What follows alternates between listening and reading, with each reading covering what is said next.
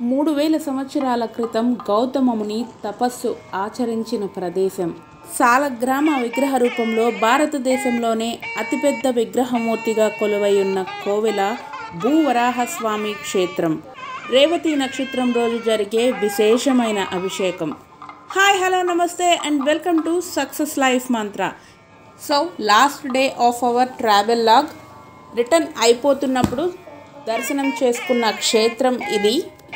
దశావతారాలలో 3వ అవతారానికి కారణమైన రాక్షసులు హిరణ్యాక్షుడు, హిరణ్యకశ్యపుడు అనే ఇద్దరు అన్నదమ్ములు అన్ని లోకాలతో పాటు భూలోకాన్ని కూడా పాతాళ లోకానికి విసిరివేయాలని చెప్పి అనుకుని వెంటనే ఆ పనిని ప్రారంభించారు.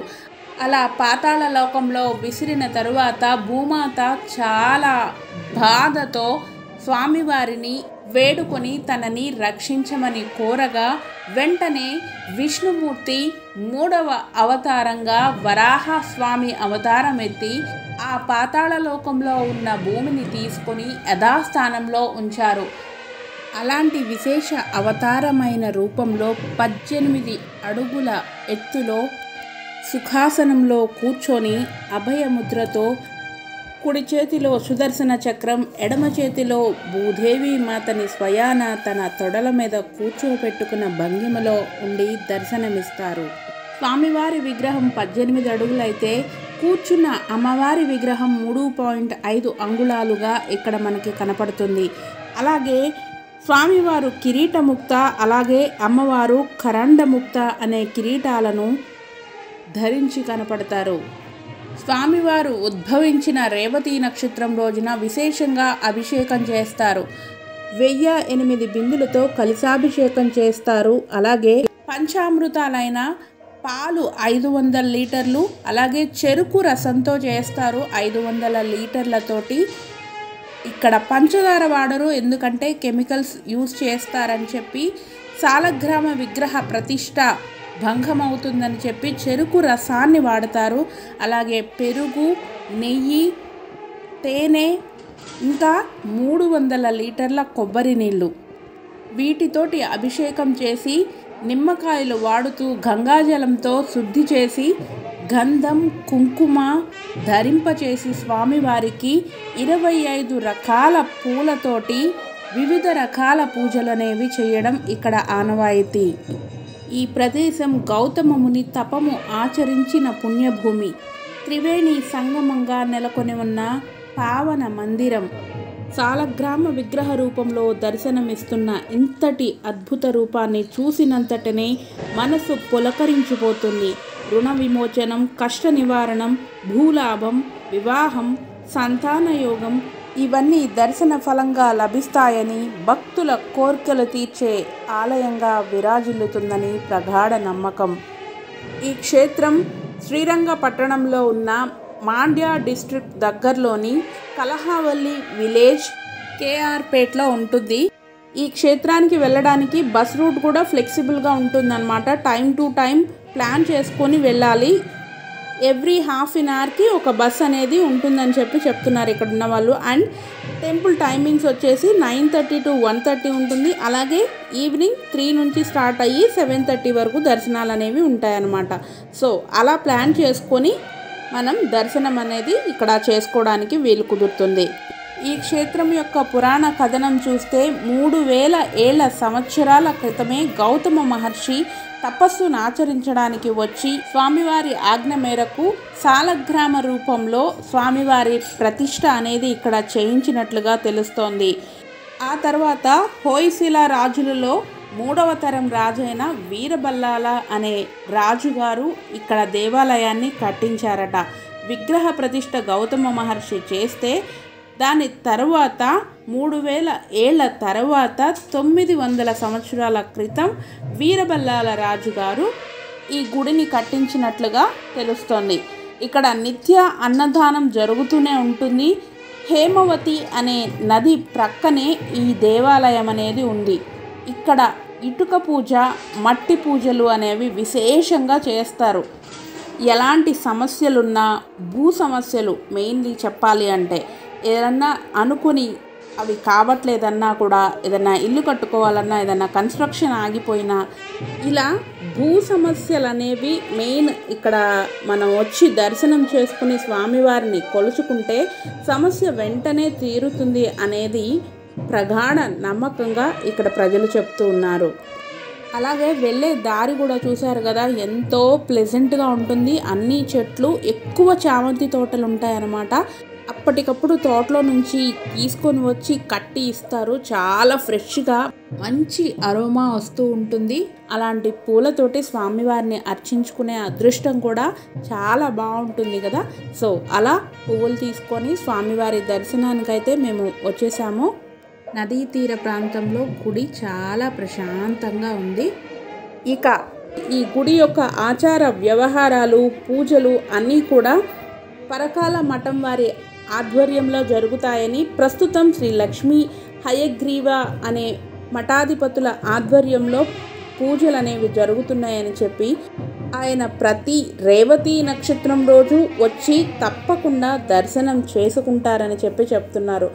ఒకప్పుడు ఇక్కడ చుట్టూ కొండ ప్రాంతంగా ఉండి అంతా దట్టమైన అడవిగా ఏది కనపడేది కాదు. అన్ని కొండలు, గుట్టలు, మట్టి ఇట్లా మాత్రమే కనపడేది. ఆ సమయంలో 900 సంవత్సరాల క్రితం వీరబల్లాల రాజుగారు వేటకి రావాలి అన్నప్పుడు అనువుగా చూసుకున్న ప్రాంతం ఈ చుట్టుపక్కల ఉన్న ప్రాంతం అన్నమాట. అలా వేట కోసమై వచ్చినప్పుడు వేట కుక్కలు అనేవి ఎలుకల వెంట చాలా స్పీడ్గా పరిగెత్తుతూ వాటిని వేటాడుతూ ఉండేయంట. అలా వేటాడుతున్న సమయంలో ఎలుకలు ఇక్కడ స్వామివారు ఎక్కడైతే ప్రతిష్ఠ జరిగిందో ఆ ప్రదేశం వరకు కూడా భయపడుతూ ఆ పైకి, కొండపైకి, చాలా కొండలాగా ఉండేదన్నమాట, ఆ కొండపై వరకు వెళ్ళి అక్కడ నుంచి రివర్స్లో అదే స్పీడ్లో వెనక్కి పరిగెడుతూ ఉంటే వాటిని చూసి భయపడి ఆ వేట కుక్కలు అనేవి రివర్స్లో పరిగెత్తాయంట. ఇదేంటి చాలా విచిత్రంగా ఉంది, ఎలుకల్ని చూసి వేట కుక్కలు భయపడటం ఏంటి అని చెప్పి అక్కడ ఏదో ఉంది అన్న అనుమానంతో సైనికులందరినీ కూడా అక్కడ తవ్వించి మట్టి అదంతా కూడా తీయించేస్తే క్రింద సాలగ్రామ రూపంలో ఉన్న వరాహస్వామి వారి మూర్తి కనపడిందట. అలా 3000 సంవత్సరాల క్రితం గౌతమ మహర్షి ప్రతిష్టాపన చేసిన విగ్రహాన్ని అలా పూజలు చేసిన తర్వాత కొండల్లో అలా మట్టిలో ఉండిపోయిన సాలగ్రామ విగ్రహం మరలా 900 సంవత్సరాల క్రితం వీరబల్లాల రాజుగారు ఇలా వేటకి వచ్చినప్పుడు బయటపడడం అనేది ఆయన అనుగ్రహంగా భావించి వెంటనే స్వామివారికి గుడి కట్టించే బాధ్యతను తీసుకొని ఈ గుడి ప్రాంగణం మొత్తం కట్టించారని చెప్పి చారిత్రక కథనం. అలాగే ఇక్కడ ఉన్న స్థలం మొత్తాన్ని కూడా అగ్రహారం అని పిలిచేవారట. అగ్రహారం అంటే బ్రాహ్మిన్స్ మాత్రమే ఉండే ప్లేస్ అని కాదు అర్థమని. అక్కడ ప్రతి 40 కిలోమీటర్లకి ఒక స్కూల్ ఉండేదని, ఆ స్కూల్ కూడా ఆ విద్యార్థులకి ఏదైతే అవసరమో వాళ్ళ స్కిల్స్ ఎందులో అయితే డెవలప్ చేసుకోగలరో దాని రిలేటెడ్ స్కూల్స్ మాత్రమే ఉండేయని, ఎవరెవరికి ఏ ఏ స్కిల్స్ అవసరమో ఆ స్కిల్స్కి తగ్గట్టుగా వాళ్ళు విద్యను నేర్పించేవారని, అలా చుట్టుపక్కల ఉన్న స్కూల్స్ పేరు మీద అగ్రహారం అని పేరు పిలిచారని చెప్పి చెప్తున్నారు. అది కూడా 1835 ముందు నుంచే అలా 40 కిలోమీటర్లకు ఒక స్కూల్ ఉండేదట.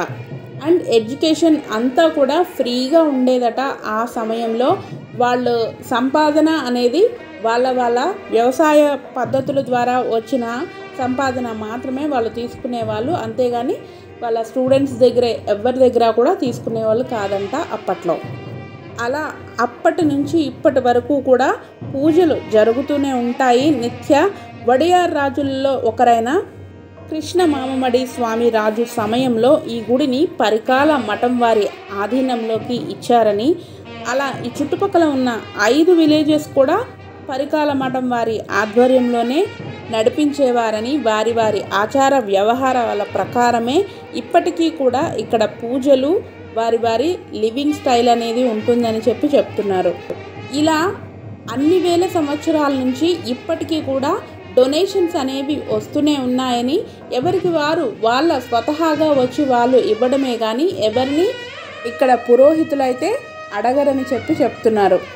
ఏప్రిల్ మేలో వచ్చే వరాహ జయంతి విశేషంగా చేస్తారు. అలాగే ఇక్కడ మృతిక పూజ, భూసూక్త ప్రయాణ పూజ, గోసేవ, రేవతి నక్షత్రం రోజు విశేషమైన అభిషేకం అనేవి ఇక్కడ ప్రత్యేకమైన పూజలుగా జరుపుతారు. ఈ పురాణ కథనం అంతా కూడా మనకి గుడి దగ్గర దేవనగరి లిపిలో కనపడుతూ ఉంటుంది. అలాగే స్వామివారి కాళ్ళ దగ్గరనే హనుమాన్ కూడా కనపడుతూ ఉంటాడు మనకి గర్భగుడిలోనే.